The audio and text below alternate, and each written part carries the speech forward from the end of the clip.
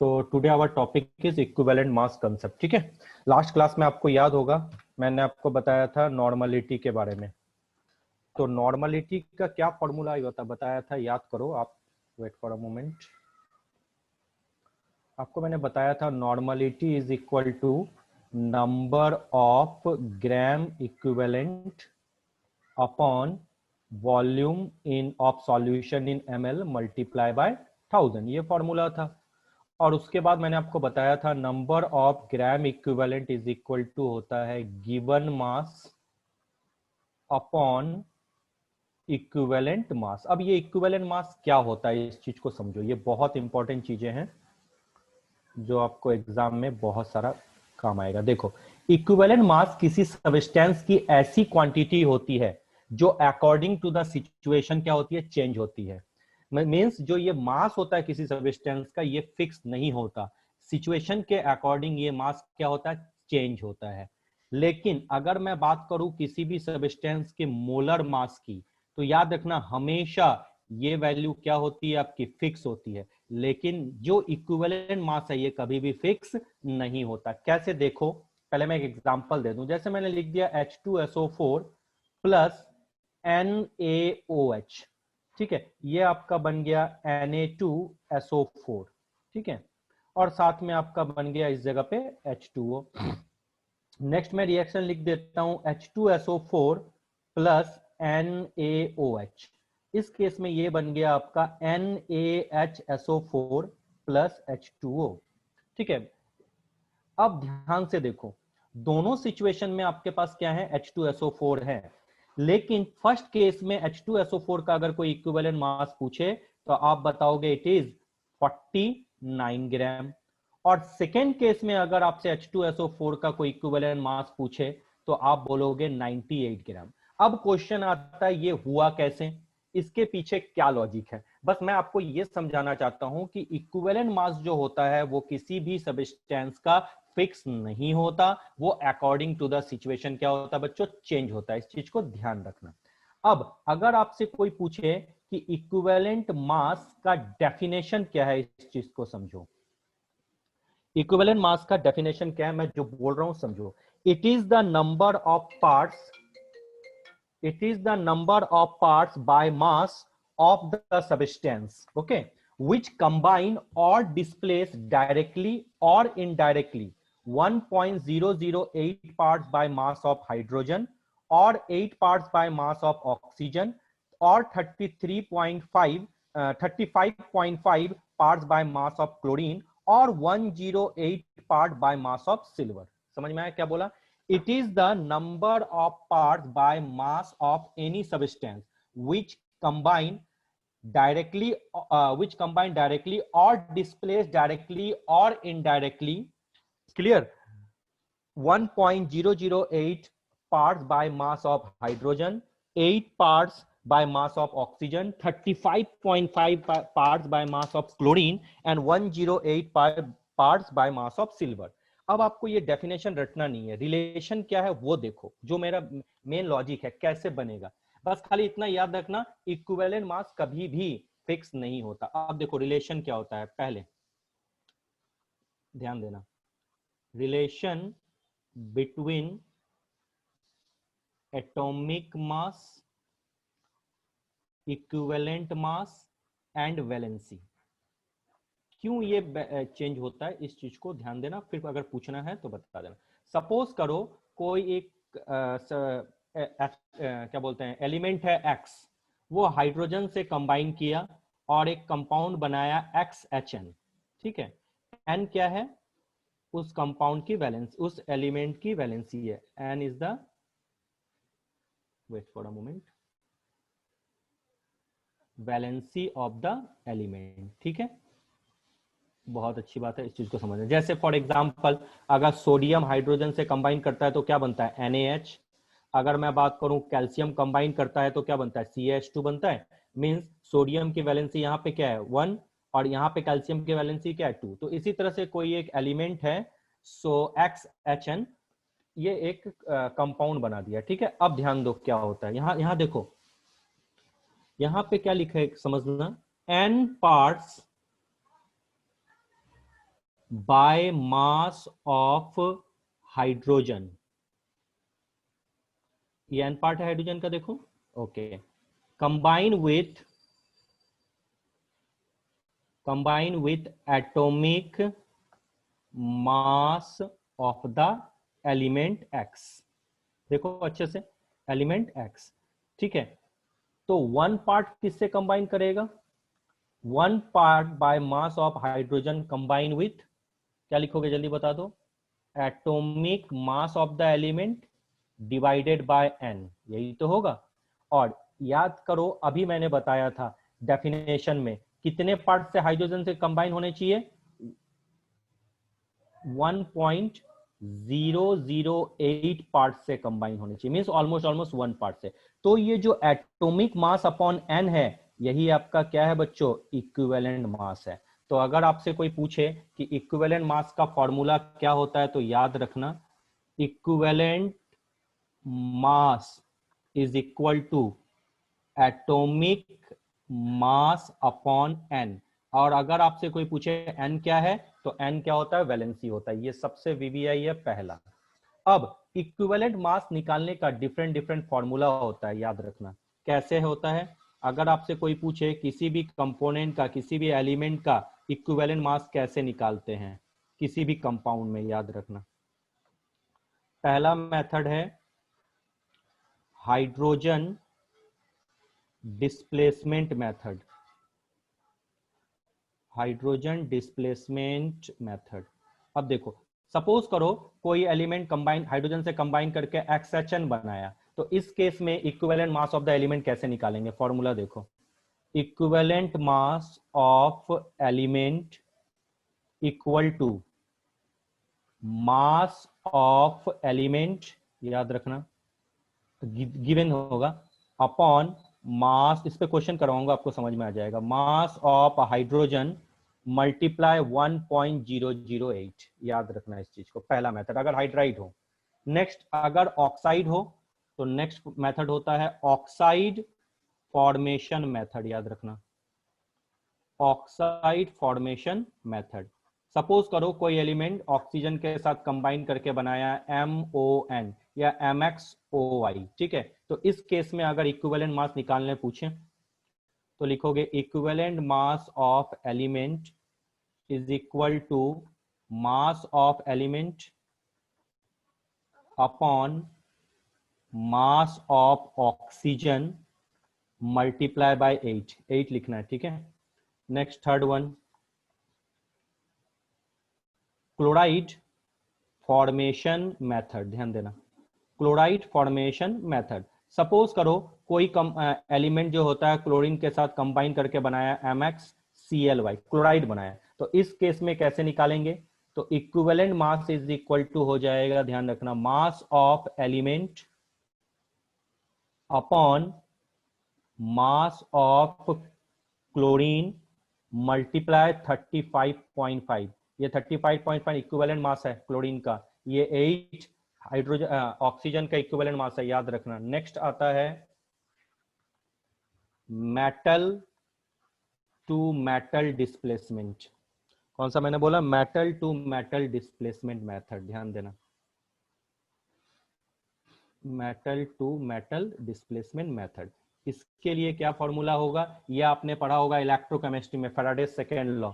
क्या होता है? Mass means W1 upon W2 is equal to E1 upon E2, means mass is directly proportional to equivalent mass, पढ़ा था ना। ये है, ये चार मेथड होते हैं किसी भी एलिमेंट का इक्विवेलेंट मास ढूंढने के लिए। इस चीज को थोड़ा सा आप ध्यान दो। फिर से मैं बता रहा हूं, इक्विवेलेंट मास एक ऐसी क्वांटिटी है जो सिचुएशन के अकॉर्डिंग क्या होती है? चेंज होती है। तो अगर सिचुएशन के अकॉर्डिंग चेंज होगी, तो आपको सीधा सीधा फॉर्मूला याद रखना है, equivalent mass is equal to atomic mass upon N. N मतलब यहां पे ध्यान रखना है वैलेंसी। अब इक्विवेलेंट मास निकालने के कौन कौन से मेथड हैं? तो पहला मेथड आपको याद रखना है, this is hydrogen displacement method. अगर कोई हाइड्राइड हो, तो उसमें आपका फॉर्मूला क्या डालना है? Equivalent mass is equal to mass of element upon mass of hydrogen multiply by 1.008। Second, oxide formation method, mass of element upon mass of oxygen multiply by, ये जो 8 है, ये क्या इक्विवेलेंट मास है ऑक्सीजन का। Next chloride formation method, equivalent mass equal to mass of element upon mass of chlorine multiply by 35.5। ये 35.5 क्या है, इक्विवेलेंट मास है क्लोरीन का। और उसके बाद मेटल टू मेटल डिस्प्लेसमेंट, ये तो फैराडेज लॉ है, ठीक है, W1 upon W2 is equal to E1 upon E2। ये एलिमेंट का निकला, कंपाउंड का अलग। जैसे कंपाउंड में कौन कौन आते हैं, acid, base, salt, oxidising agent, reducing agent, ये सब चीजें आती है। बट बेसिकली अब हमें क्वेश्चन करना है, क्योंकि ये जो थ्योरी है इस पे कैसे हम इक्विवेलेंट मास ढूंढते हैं, उस पे हम लोग को कुछ क्वेश्चन करेंगे जिससे आपका कंसेप्ट क्लियर हो जाएगा। देखो क्वेश्चन क्या है, क्वेश्चन है एन अननोन एलिमेंट, इसको आप लोग को बनाना है। An unknown element, okay, forms an oxide. कोई एक अननोन एलिमेंट है, ऑक्साइड फॉर्म किया, ठीक है। What will be the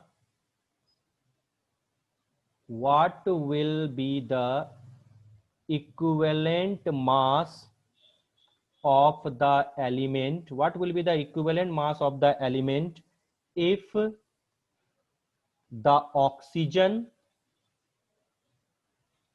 content is 20% by mass। ये आपका क्वेश्चन है, सॉल्व करके देखो तो कौन बता सकता है इसको। क्वेश्चन समझ में आया सबको, अच्छे से देखो क्वेश्चन क्या है। An unknown element forms an oxide, what will be the equivalent mass of the element if the oxygen content is 20% by mass। Means जो ऑक्सीजन कंटेंट है इसमें 20% है, तो कैसे निकालोगे। चलो जल्दी से सॉल्व करो, डू फास्ट। देखो एक बार ट्राई करो। देखो क्या है, ऑक्साइड है, इसमें कौन सा मेथड लगेगा जल्दी बताओ। ये डीपीएमटी का क्वेश्चन है, दिल्ली पीएमटी जब होती थी तब ये क्वेश्चन आया था, बताओ, ट्राई करो जल्दी से। चलो देखो एक बार मैं बताता हूं। अच्छा क्या है, ये ऑक्साइड है, तो जल्दी बता दो तो एक फॉर्मूला क्या होता है, अभी मैंने बताया था। Equivalent mass of element is equal to क्या होता है, जल्दी बताओ। मास ऑफ एलिमेंट होता है क्या, अपॉन मास ऑफ ऑक्सीजन, बिल्कुल, मल्टीप्लाई बाय 8। अब बताओ, मास ऑफ एलिमेंट तो गिवन नहीं है, लेकिन देखो 20% अगर ऑक्सीजन है तो एलिमेंट कितना होगा, 80% होगा, यानी 80 ग्राम। सो क्या लिखोगे, 80 अपॉन 20, मास ऑफ ऑक्सीजन क्या है 20, मल्टीप्लाई बाय 8। ये और ये कैंसिल, 2 4 जा 8, यानी जो इक्विवेलेंट मास हुआ वो कितना आ जाएगा, 32 ग्राम आ जाएगा।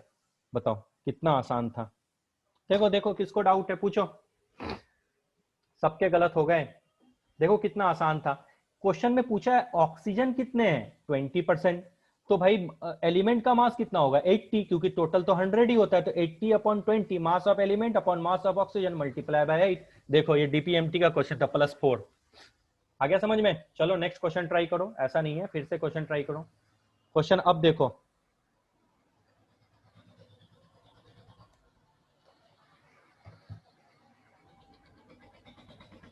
an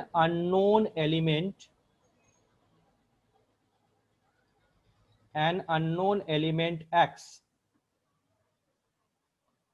forms chloride, okay, what will be the equivalent mass of the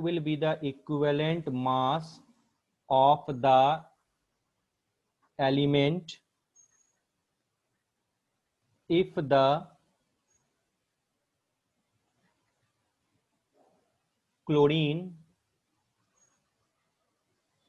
content is 35.5% by mass. चलो जल्दी से बनाओ, सबके आंसर चाहिए मुझे। An element X forms chloride, what will be the equivalent mass of the element if the chloride content is 35.5% by mass। जल्दी,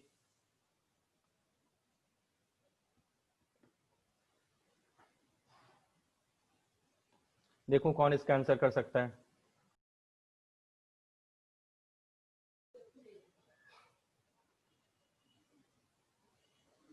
अब ध्यान देना कैसे इस क्वेश्चन को सॉल्व करेंगे, इस चीज को थोड़ा सा आपको समझ में रखना होगा। पहले तो देखो क्या है, ये ऑक्साइड है, तो चलो कौन सा फॉर्मूला लगाओगे, equivalent mass of element, okay, is equal to क्या होता है जल्दी बताओ, मास ऑफ एलिमेंट, मास कितना गिवन है जल्दी बताओ, percentage 53 upon mass of oxygen, oxygen का मास क्या होगा 53 और इसमें हो जाएगा कितना आपका 47 ही तो होगा, है ना, ओके, और मल्टीप्लाई बाय क्या हो जाएगा 8 होगा। देखो तो क्या यहाँ पे कोई प्रॉब्लम है? अच्छा, इसको सॉल्व करेंगे तो क्या आ जाएगा, क्या कैलकुलेशन आप करके देखो, इसको सॉल्व करेंगे तो 53 मल्टीप्लाई बाय 8,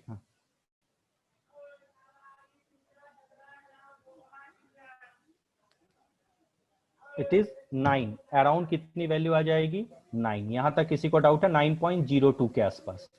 अब आपको पता है atomic mass is equal to, अभी मैंने फॉर्मूला बोला था, atomic mass is equal to equivalent mass into N, क्योंकि अभी आपको ड्राइव करके मैंने बताया था equivalent mass is equal to atomic mass upon N, yes, तो atomic mass equal to equivalent mass into N, तो इक्विवेलेंट मास मैं ले लूं 9। अच्छा, वैलेंसी बताओ, सबको पता है तो बचपन से पढ़ रहे हो, इस मेटल की वैलेंसी क्या होगी 3, क्योंकि ऑक्सीजन की वैलेंसी 2 है, तो 9 इंटू 3 इज इक्वल टू क्या हो जाएगा 27। बताओ क्या प्रॉब्लम था? ऐसे क्वेश्चंस अगर कंपटीशन में आए तो आप क्यों नहीं बना पाओगे? अगर आपका फॉर्मूला स्ट्रांग है तो आप एक भी क्वेश्चन मिस करके नहीं आओगे। चलो नेक्स्ट क्वेश्चन पे आ जाओ, ये थोड़ा और टफ है, क्वेश्चन ध्यान से सुनना।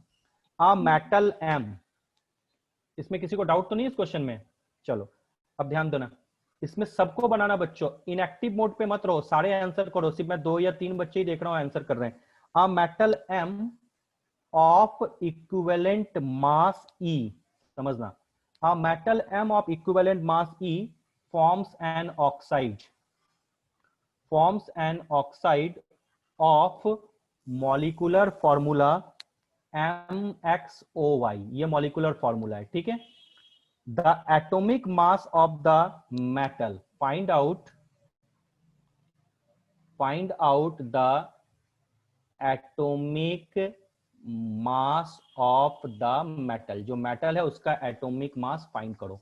ये फिर से दिल्ली पीएमटी में क्वेश्चन था, मैं इस बार ऑप्शन दे रहा हूं, 2E upon X, B option XY upon E, C option E by Y and D option Y by E. चलो सॉल्व कर दो, कितने लोग इसको सॉल्व कर सकते हैं, डू फास्ट।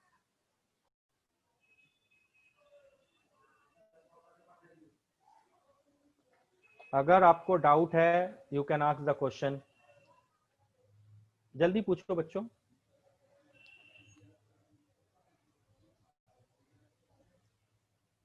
अब बैठे हो, नहीं पूछोगे तो कैसे होगा। अब हमारा जो नेक्स्ट टॉपिक है, अब जो इंपॉर्टेंट टॉपिक है, ये आपने कभी पढ़ा होगा, वॉल्यूमेट्रिक एनालिसिस, वॉल्यूमेट्रिक एनालिसिस का टॉपिक है, बट कोई नहीं, अगर वॉल्यूमेट्रिक एनालिसिस आपने नहीं भी पढ़ा होगा तो आपको समझ में आ जाएगा, कोई नहीं। अब आपके पास आता है इक्विवेलेंट मास ऑफ सब्सटेंस कैसे ढूंढते हैं, मींस कंपाउंड, बहुत सारे केसेस में, लाइक एसिड का कैसे ढूंढेंगे, बेसिस का, इस इन पे सबसे ज्यादा क्वेश्चन आते हैं, सॉल्ट्स का कैसे ढूंढेंगे, ऑक्सीडाइजिंग एजेंट, रेड्यूसिंग एजेंट का कैसे ढूंढेंगे, इनका कैसे ढूंढते हैं। देखो ध्यान देना, पहले फॉर्मूला समझ लो, इजीली आ जाएगा। इक्विवेलेंट मास ऑफ एसिड्स, ध्यान दो, फॉर्मूला होता है equivalent mass is equal to molecular mass या molar mass of acid divided by n. अब अगर आपसे कोई पूछे एन क्या होगा, तो एन मतलब number of replaceable H plus ion, याद रखना, क्या बोला मैंने, number of replaceable H plus ion acid के केस में, और इसी को हम लोग बोलते हैं बेसिसिटी ऑफ एन एसिड। देखो एसिडिटी नहीं, basicity, basicity of N acid. अब ध्यान देना, ये बहुत इंपॉर्टेंट है। अगर मैं लिखूं H2SO4, तो आपको पता है H2SO4 में कभी ये एक हाइड्रोजन भी लूज करता है और बनता है H plus and HSO4 minus. लेकिन बहुत सारे केसेस में आप ऐसा भी देखते हो H2SO4 ने 2 हाइड्रोजन लूज कर दिया और बना इस तरीके से। अब देखो H2SO4 ने कितने हाइड्रोजन लूज किए पहले केस में, ओनली 1, तो इस केस में इसकी बेसिसिटी क्या होगी 1 होगी। इस केस में कितने लूज किए 2, तो इस केस में बेसिसिटी क्या होगी, 2 होगी। तो याद रखना, इसीलिए मैं बोल रहा हूं कि किसी भी कंपोनेंट का इक्विवेलेंट मास कभी भी फिक्स नहीं होता। अब पहले केस में इक्विवेलेंट मास बताओ। फर्स्ट केस के लिए equivalent mass equal to molar mass. H2SO4 का मोलर मास क्या होता है, 98, लेकिन N इज इक्वल टू इस बार क्या है, 1 है, क्योंकि इसने एक ही हाइड्रोजन लूज किए। तो फर्स्ट केस में इक्विवेलेंट मास आ गया 98 ग्राम। लेकिन अगर सेकेंड केस की बात करूं तो equivalent mass equal to molar mass. Molar mass तो चेंज होता नहीं है 98, लेकिन इस केस में कितने हाइड्रोजन इसने रिलीज किए, 2। तो इस बार देखो क्या आ गया, 49 ग्राम। याद रखना इस चीज को। तो एक ही कंपाउंड का, एक ही सब्सटेंस के इक्विवेलेंट मास डिफरेंट होते हैं अकॉर्डिंग टू द सिचुएशन। तो अगर एसिड का पूछे तो फॉर्मूला क्या लिखोगे, molar mass upon N. N मतलब number of replaceable H plus ion. क्या बोला मैंने, रिप्लेसेबल H प्लस आयन। कितने हाइड्रोजन है उससे कोई मतलब नहीं है, कितने उसने रिलीज किए वो मतलब है। समझ में आया। अब ध्यान दो, ये क्वेश्चन आया था, तुम भी मिस करोगे। H3PO4, ठीक है, और H3PO3 और H3PO2, ठीक है, सबका आपको इक्विवेलेंट मास बताना है। मैक्सिमम इक्विवेलेंट मास मींस, सोचो कि इसके जितने हाइड्रोजन है ये रिलीज कर रहा है, तो बताओ क्या होगा। देखो कौन बता सकता है। चलो, मॉलिक्यूलर मास के जगह एम ही लिख लेना, ठीक है। मॉलिक्यूलर मास ढूंढने की जरूरत है, बस मुझे फॉर्मेट बताओ। फर्स्ट H3PO4 के लिए बताओ, देखो कौन बता सकता है। Do first.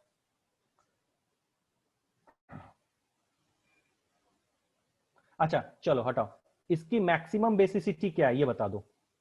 इसके लिए n की वैल्यू बताओ, इसके लिए n की वैल्यू बताओ, और इसके लिए n की वैल्यू बताओ, बस इतना बता दो मैक्सिमम। जैसे H2SO4 के लिए मैक्सिमम n की वैल्यू क्या होगी, 2 ही तो हो सकती है, और मिनिमम क्या होगी, 1। यही तो होगा, क्योंकि मैक्सिमम 2 ही हाइड्रोजन तो रिलीज कर सकता है और मिनिमम 1 रिलीज करेगा। तो इसी तरह से इन तीनों का बताओ जल्दी, फास्ट। हाँ आंसर आ गए।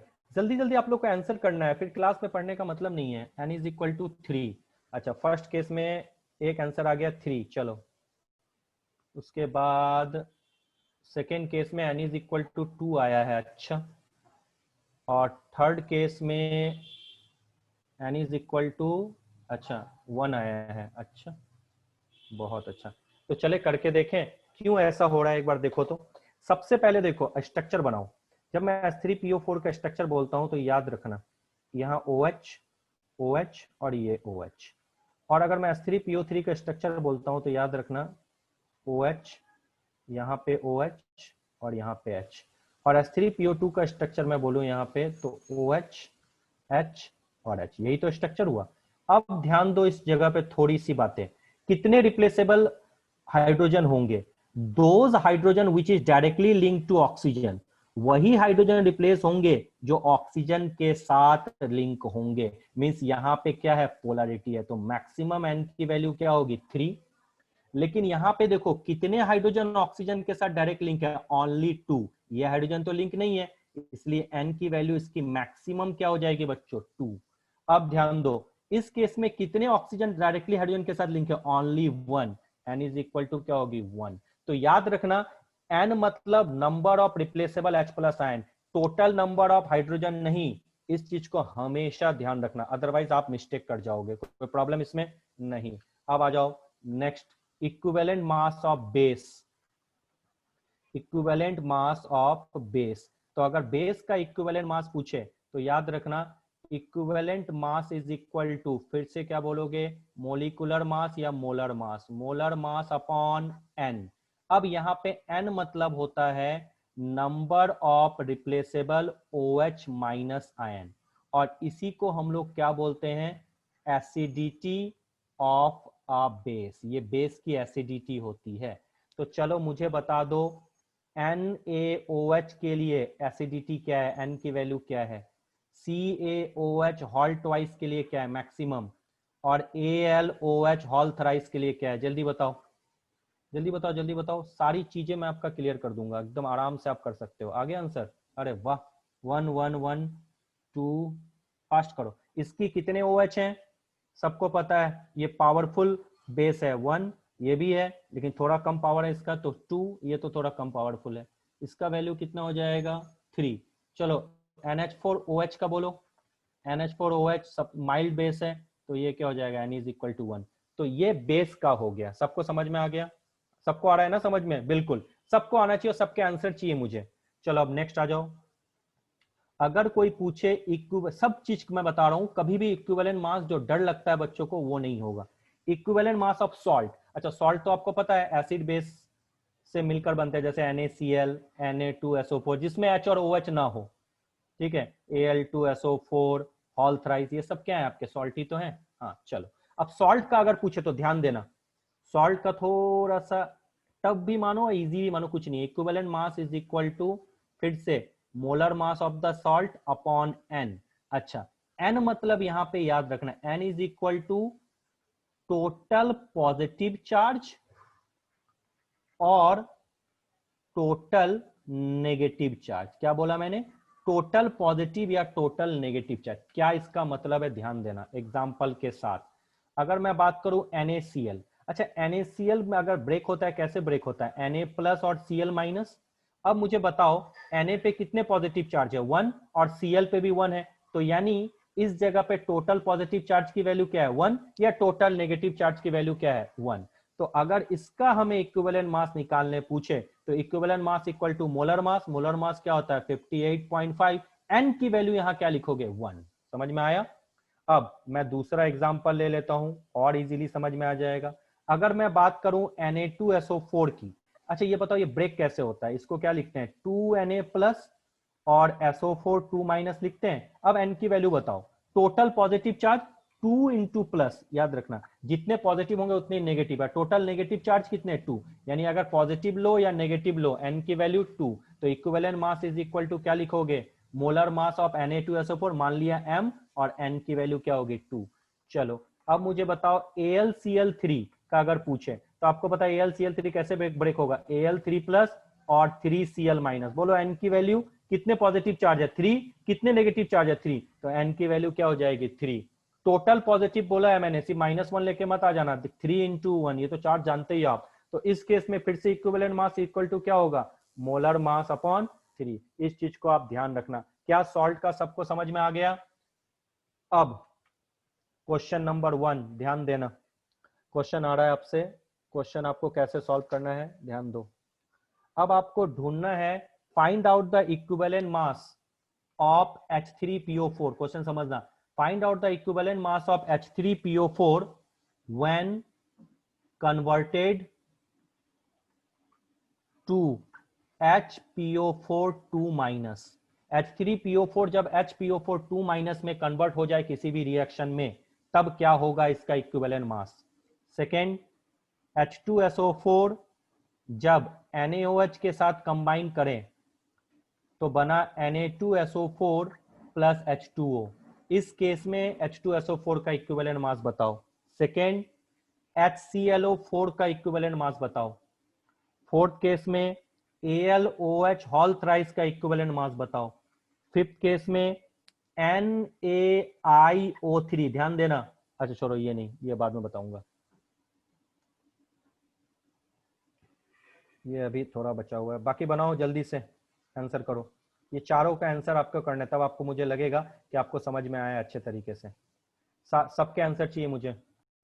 कैसे बनना है इस क्वेश्चन का आंसर? पहला देखो, H3PO4 HPO4 2 माइनस में कन्वर्ट मींस कितने हाइड्रोजन इसने रिलीज किए, 2। तो सीधा सीधा इसका इक्विवेलेंट मास क्या होगा, सीधा लिखोगे equivalent mass is equal to molar mass upon 2, खत्म। अब H2SO4 क्या बना है, Na2SO4 मींस कितने हाइड्रोजन रिलीज हुए, 2 हाइड्रोजन, तभी तो ये SO4 बचा। तो फिर से क्या लिखोगे, equivalent mass is equal to molar mass upon 2। अब HClO4 में कितने हाइड्रोजन है, ओनली 1, तो इसका क्या लिखोगे, equivalent mass molar mass upon m/1। अब इसमें कितने OH है, 3, तो equivalent mass is equal to क्या लिखोगे, मोलर मास अपॉन 3। कितना आसान तो है। रिएक्शन देखो कैसे है, इसमें H2SO4 किसमें चेंज हुआ है, SO4 2 माइनस में, means it releases 2 hydrogen, 2 hydrogen release हुआ, तो equivalent mass equal to molar mass upon 2। देखो आ गया सबको समझ में? आई होप सो सबको समझ में आ गया। स्वाति 100, अच्छा ठीक है, आपने डायरेक्ट सॉल्व किया क्या, चलो कोई ना, ये देख लो। चलो अब आ जाओ, अब थोड़ा और टफ पे जाते हैं। अब आपसे कोई पूछे fourth, equivalent mass of oxidising agent as well as reducing agent. अच्छा, ऑक्सीडाइजिंग एजेंट और रिड्यूसिंग एजेंट तो आप लोग जानते हो, तो इसका फॉर्मूला होगा equivalent mass is equal to molar mass upon change in oxidation state, या फॉर्मूला होगा molar mass upon total electron gained और लॉस्ट, याद रखना।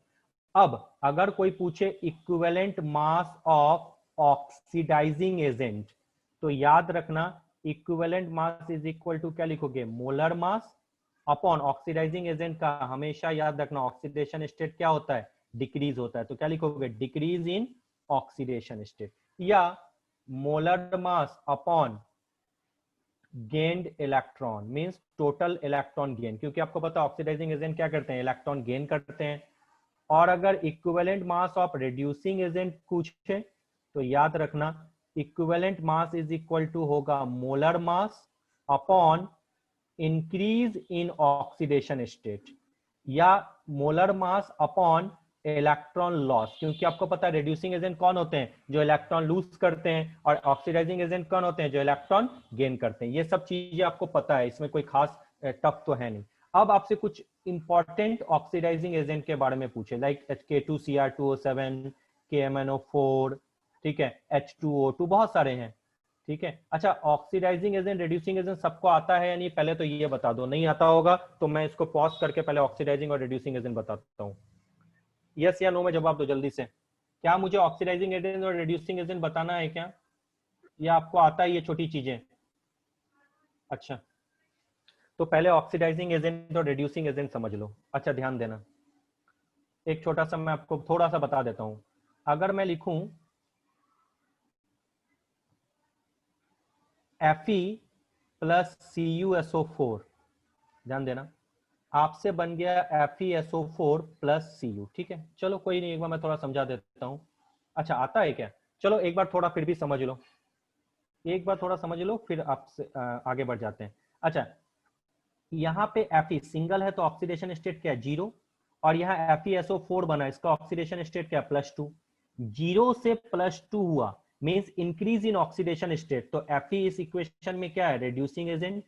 अब यहाँ कॉपर क्या है, +2 ऑक्सीडेशन स्टेट है, +2 से 0 हो गया यानी डिक्रीज इन ऑक्सीडेशन स्टेट, तो CuSO4 आपका क्या हो गया, ऑक्सीडाइजिंग एजेंट। इस तरह से हम ढूंढते हैं।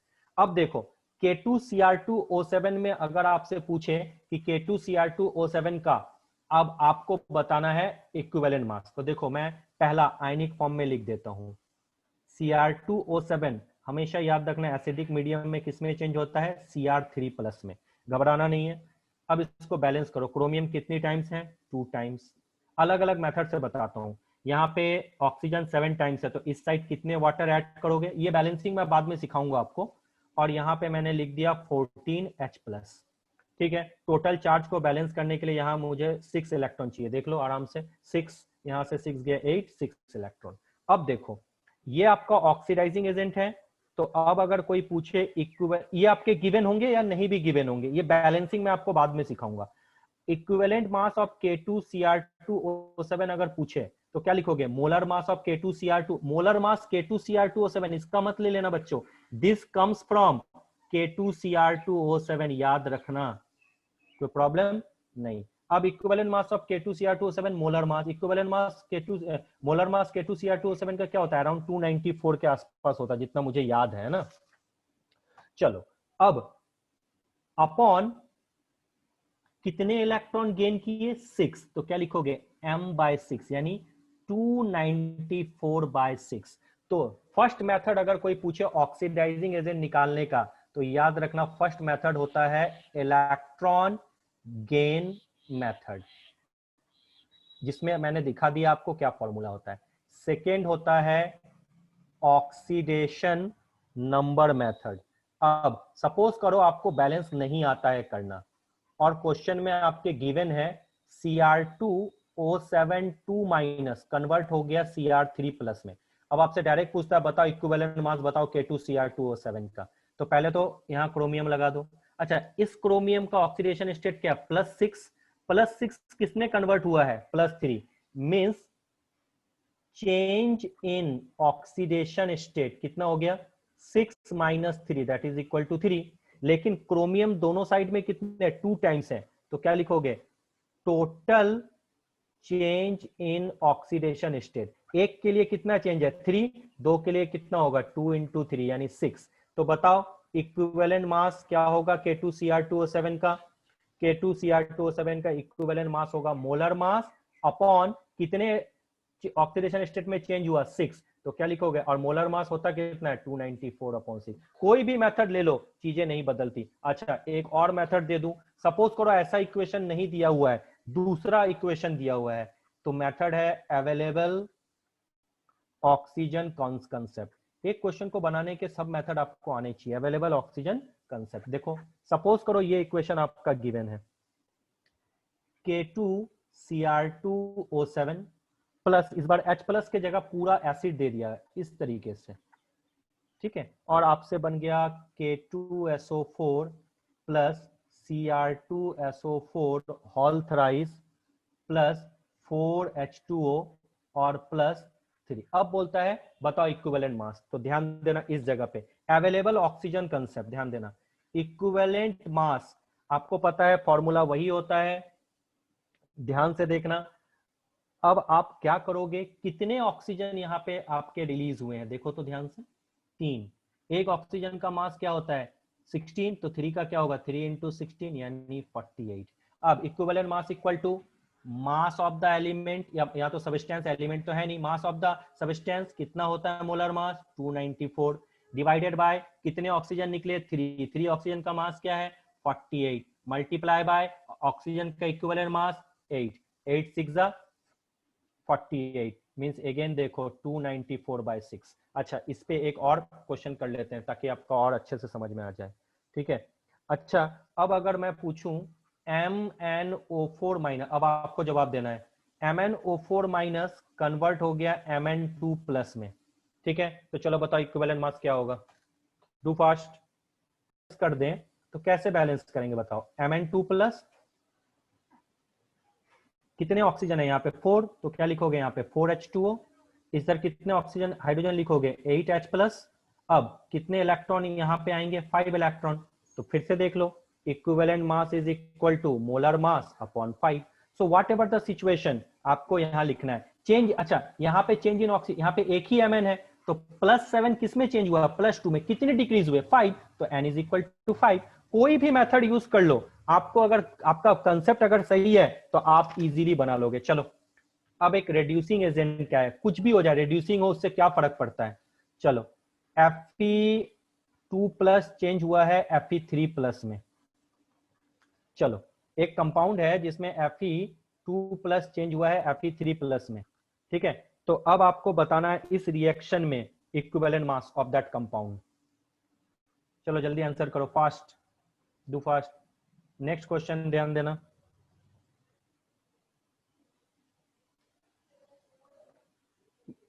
अच्छा सबने बना लिया क्या, बहुत अच्छा। ये देखो ये सबको पता है क्या है, ऑक्जेलिक एसिड है, ठीक है, और इसका मोलर मास मैं दे दिया है 126। ध्यान देना ये क्वेश्चन आया था, बट मैं इसको तो अभी तुम लोग के लिए इजी करके दे रहा हूं, बट एक बार समझ लो। अब बताओ इस क्वेश्चन को देख के इक्विवेलेंट मास बताओ ये ऑक्जेलिक एसिड का। देखो पहले के आंसर आ गए सबके, हाँ बिल्कुल, अब आप लोग के सही हो रहे हैं, एकदम सही है। अब आपको पता है +2 कन्वर्ट हुआ है किसमें +3 में, चेंज इन ऑक्सीडेशन स्टेट 1 है, तो सीधा सीधा लिखो ना equivalent mass is equal to m/1, खत्म कहानी, ज्यादा दिमाग लगाना ही नहीं है हम लोग को। चलो इसका बताओ, देखो ये कौन बता सकता है, इक्विवेलेंट मास निकालना है ऑक्जेलिक एसिड का, और याद रखना ये होता है ऑक्जेलिक एसिड का फॉर्मूला, ये 2H2O मत हटाना, एक बच्चे ने यही एम्स में मिस्टेक किया था, इसका अगर टोटल मॉलिक्यूलर मास बोले तो ये भी है इसके साथ, अगर ये मिस करोगे तो -1 आएगा, +4 नहीं। चलो इक्विवेलेंट मास बताओ इसका, देखो कौन बता सकता है, रूल वही है। अच्छा आ गया क्या आंसर, 126/1। चलो और देखो,